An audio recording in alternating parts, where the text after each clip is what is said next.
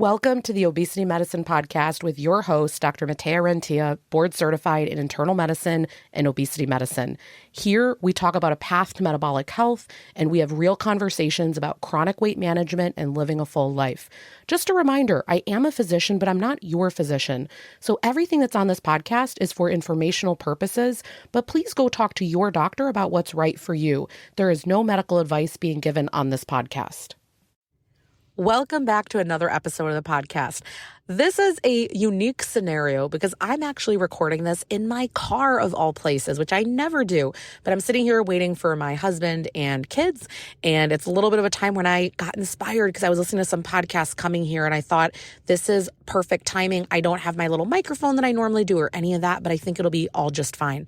So heading into the new year, I always think about, this is a time of year when I get really reflective with what has the past year looked like? And I like to do this with patients as well to kind of look at, okay, when did you come into the clinic? You know, what have we achieved up to this point? It might be very tangible things like total body weight loss percentage. It might be they are off multiple medications at this point, but then it's also these intangible things like they might have been able to go on a cruise and not think about food all the time. They maybe now their relationship with food feels effortless. Maybe they've built out a movement practice. You know, there's all these different things that we can look at, right? And then there's just in your own life, you could look at, did you have a job change this past year? Did you maybe have a new grandchild come into the home? Life is always happening. And so I find it's always a good idea at the end of the year here, or the beginning of the year, so this is going to be January 1st, maybe when you hear this, it's to look at, hey, what did this past year bring me, right? Really doing that year-end review.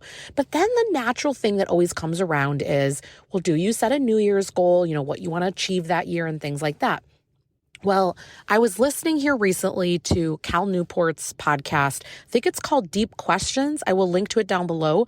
I found out about this podcast from a really great coaching client of mine. I know she listens every week. So if you're hearing this, thank you for that great idea. I love when patients or coaching clients tell me about great books that they're reading or podcasts because I don't know about all of you, but I find that we all kind of get into a rut. I know recently I've been really looking for new podcasts. So by the way, feel free to Instagram message me if you have a podcast that you love and you're like, hey, are you listening to this?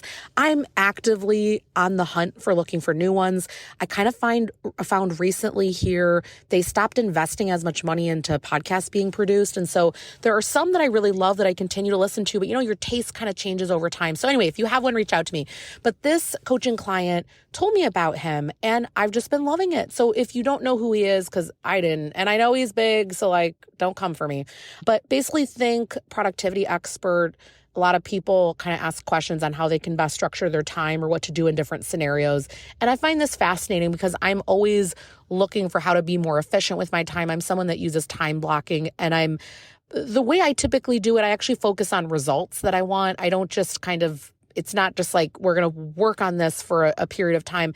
To me, I actually need certain things done. But anyway, I've worked on this lots of years. Also becoming an entrepreneur, I've not ever struggled with managing my own time, but I find that often people are like, well, I don't know if I had my own schedule, what I would do. And I have zero challenge with that. But I think it's because I stay very focused on what I'm doing with my schedule. Okay. So anyway, to come back to the plot, he had a call here that I was listening to on the podcast. And this person, I want to say, was like a software developer and they're working on an app. And so they weekly have kind of two different types of tasks. So one of them is like, physically, this button doesn't work and needs to be fixed. And it's like, okay, that's a concrete thing. And then the second area is a little bit more elusive. So one of the examples given was, okay, the speeding up the like load time of the website and things like that. And so he was asking him, hey, how do I schedule those type of things when I don't know how long they're going to take, or I don't know, do I focus more on the concrete things or the abstract things? And these are really good questions because I find like whenever you get into this world with productivity experts, it always seems so easy what they recommend. But then when you put it into your real life, that's where the challenge comes in, right? And we can all see this with health, that the concepts are not hard, but how do you actually practically put it into your life? This is one of the main reasons why I meet with patients monthly. And at some point they get to understanding, oh yeah, it's really simple what we're going over monthly. But to get to that place, it usually takes a few months for someone to realize, oh yeah, it is simple, but yet every season of my life looks different. Literally, usually quarterly, people have new things popping up. And so to kind of just like work through that long enough where it feels easy for them. So anyway, coming back to that, what Cal Newport said, and I really liked this. He talked about how the things that are a little bit more not as concrete, I forget whatever word he used, that you need to be a little bit more agile with them, and that it doesn't work to plan them out weeks and months in advance. He gave the analogy of how, I guess, like software developers used to plan out all these things years in advance, very conditional, like we'll do this and then we'll do that and then we'll do the next thing. And basically what ended up happening is a month into the project, none of it was relevant, and they would have to entirely just kind of meet themselves where they're at. And this is what I see happening with health goals. So let's just stay focused for this episode on your health goal for the new year, because you might have many different areas of life you want to work on, but let's stay focused on your health goal. And this is typically what I see. It's a huge goal. I don't care if it's that you want to bring down your blood sugar, you want to lose weight, you want a more loving relationship with food. It's usually not singular what you're going to have to do to achieve that. So it's not like one thing and you're done, right? Like, okay, I get on a medication, I'm good. That's usually not the point. It's usually a medication, it's nutrition, it's movement, it's my mental thoughts about food. There's a million things that go into it. And so what I like, if we can bring what he said and bring it a little bit over to the health aspect, I want you to make the goal. I want you to say what it is that you think you want. Now, number one, you're going to name it to claim it. You can't get something that you don't even know what direction you're headed. It's kind of like setting the GPS, right? You've got to know, okay, let me give you an example. There's a big difference between just losing weight in general, or if you are wanting to do a body competition at the end of the year where you get on stage and have a certain body composition and your muscles are popping out, like radically different nutrition plans that we're going to do. And so you need to know what the goal is. You really need to know the why behind it. And once you know that, though, one of the tricky things becomes is that most people want to predict how the entire year is going to go. Way number one that you know you're victim to this, just in case you're listening and you don't know that you fall into this, because you do, it's if you have thoughts that you're going to lose a pound or two per week, and that's going to occur indefinitely until you hit XYZ number. And so before you ever even start working on the weight goal, you're like, yeah, by July, I'll be there. Okay, that's like thing number one, because you have no idea how it's going to go. Yes, I want you to make the goal, but then I want you to focus more, and this is bringing in James Clear Atomic Habits. I want you to focus on the identity and the values and who you need to be to achieve that. When you do that, you stop focusing on this result that like it ends up getting thrown out at the first temptation, the first loss of motivation, anything like that. But if it's really to your core and it's really identity based and you know, I want to go after this, you will stick with it longer. Let's give the example of, I'm going to give an example that I always give my own examples because I don't like to give patient examples just for privacy. Over 2 years ago, me and my family were on this vacation. One of the days we rented a pontoon boat. We're on a lake. It's all fun and everything. So, you put the anchor down and then you get out and you swim at some parts of it, right? And I was held back because I love to swim. Like, that's not the problem. But getting back in that pontoon, it was this rickety little ladder. And I'm like, I don't even know that I can pull myself out of the water from this ladder. And I've like, this has always been one of my things. Actually, if you live in a larger body, you know what I'm talking about. And I was like, so I'm not even going to get in that water at that point because there was no like shore to walk to like walk off or steps to use. It was just this rickety little ladder. And I was like, all right, I'm not going to do it. At that moment, it became very important to me after that date to say, I don't want my body to hold me back anymore. Now, here's the main thing. For me, this is me personally. You can have a different journey. For me personally, it is never about the number on the scale. It's about physically what my body is capable of. And it's about health-wise. So to me, as long as my blood sugar is controlled and my labs are looking in the right direction, like health-wise, all those parameters, by the way, all that stuff improved with minimal weight loss. Okay, so we're not attaching your weight to your health anymore. I understand the two can be related and everyone thinks all the correlation causation. You can still work on a ton of health things and not of your weight change. But then there might be another reality where, yes, physically having this weight, I can work on my strength, but maybe I don't want to have to pull up another 100 pounds, right, out of that water. So then you might decide, okay, I want to work on my weight loss because I can't fit in a ride at an amusement park. I can't fit on the rides. The thing in the front won't click. Can't get myself out of the water if I'm in a lake. And by the way, you might not have even had these experiences recently because you might have been holding yourself back so much more. That's usually something that people come to me is like, you've been sitting on the sidelines. Like you haven't even been doing all these things because your body's like physically not capable of it and you get injured. Okay, so when you have that core identity, like this is actually my main thing going into this next year, but also it was last year. It was, I don't want my body to be physically holding me back anymore. I want my body to be strong and capable. So that dictated a lot of what I did. Nutrition was top priority, making sure I got enough protein to support wanting to keep this muscle so I can be nice and strong as I'm working on this other phase. It was not about just the eating, just the moving. It was like, we're doing this. I like to call it functional fitness. I'm not really about how I look. I don't know. I've just never cared. If you follow me long enough, I'm someone that's always like, man, I wish I cared more.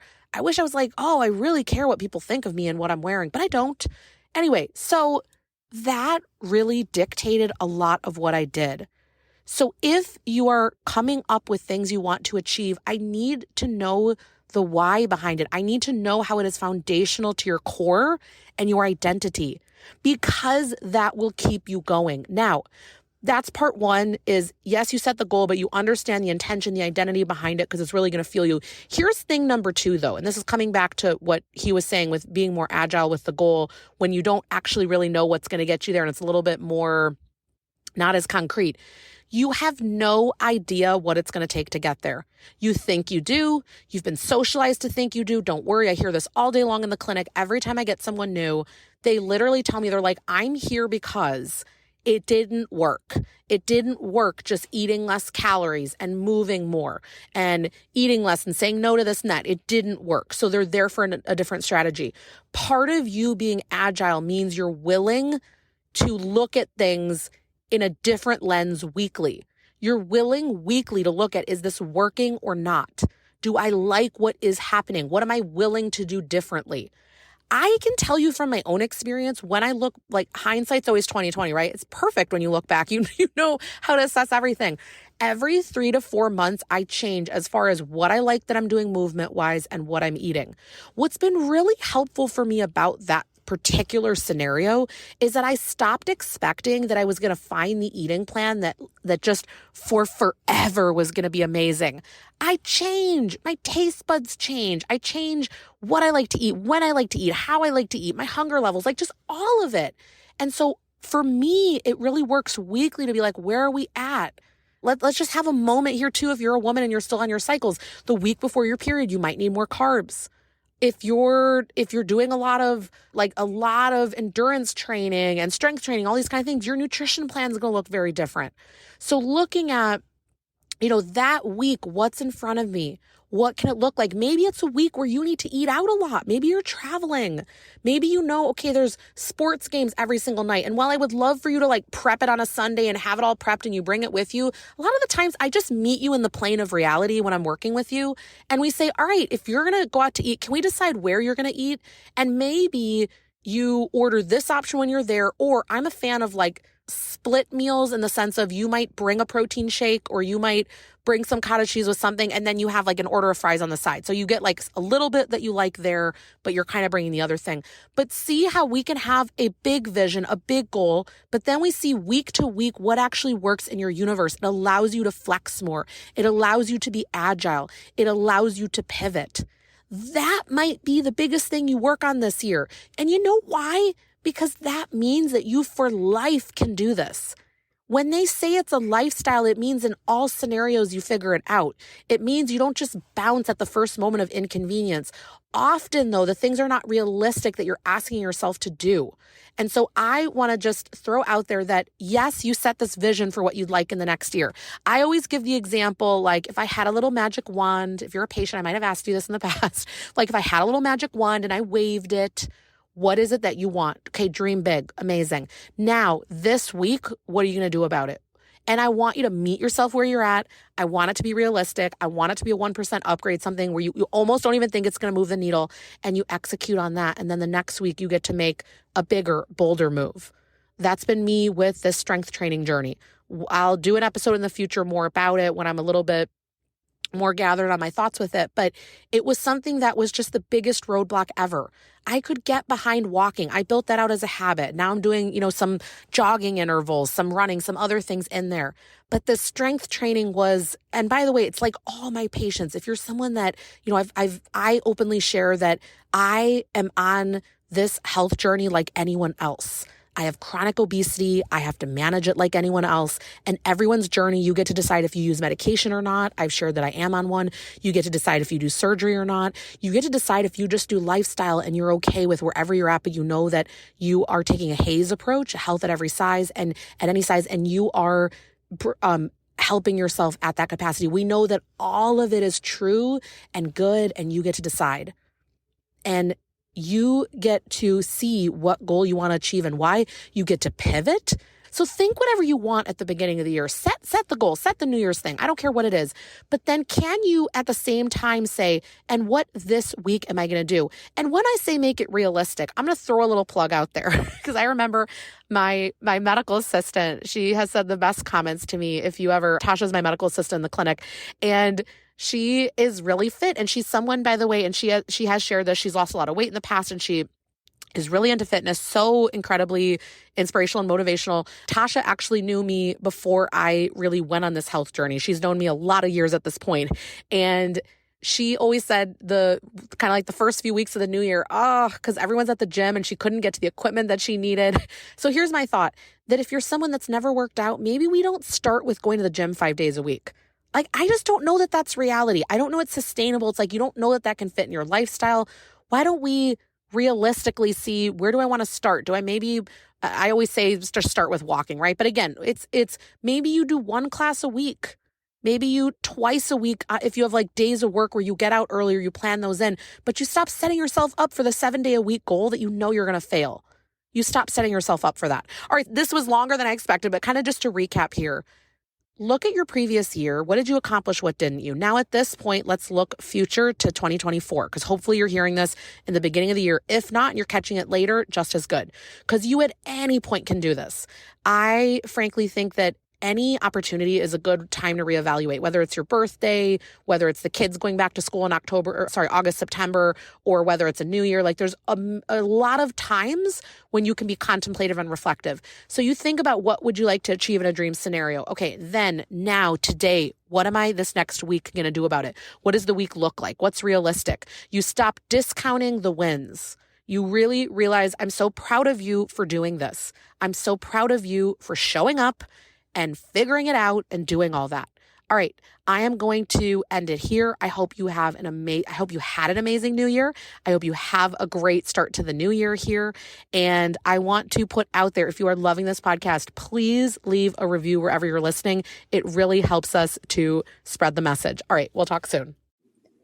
That marks the end of today's episode. But if you're newer to the podcast, I want to tell you about something that we have, and it's a free podcast roadmap. So this is perfect for any of you that are listening where you want to be directed to very specific episodes. So let's say that you are just starting out and you want to know, what should I do right when I start on the medications? Or you're experiencing certain side effects on the GLP-1s, or you want to know what to do if you're in a plateau, or if emotional eating is taking over, or if hunger levels are high. So we have many different categories of episodes that we've talked about, because there's a lot at this point. So if you want to be able to navigate that very easily, we have it broken down by category, and also the episodes that are there, and we hyperlink to everything. So you can just click on it and find the episode, easy peasy. If you want that, you can go to renteaclinic.com/podcast roadmap. We'll have it linked right here underneath the show notes where you're listening. And you can go ahead and get that free resource so that it makes it easy for you to navigate, because I know that it's really hard when someone has an established podcast. I am such a podcast fiend. I'm listening to podcasts all day long. And when I find one that I love, but there's a lot that are out there, I am so lost. So I hope that you enjoy this free podcast roadmap. Again, the link to get to that is going to be renteaclinic.com/podcast roadmap. I hope this is helpful, and let me know if you have any questions.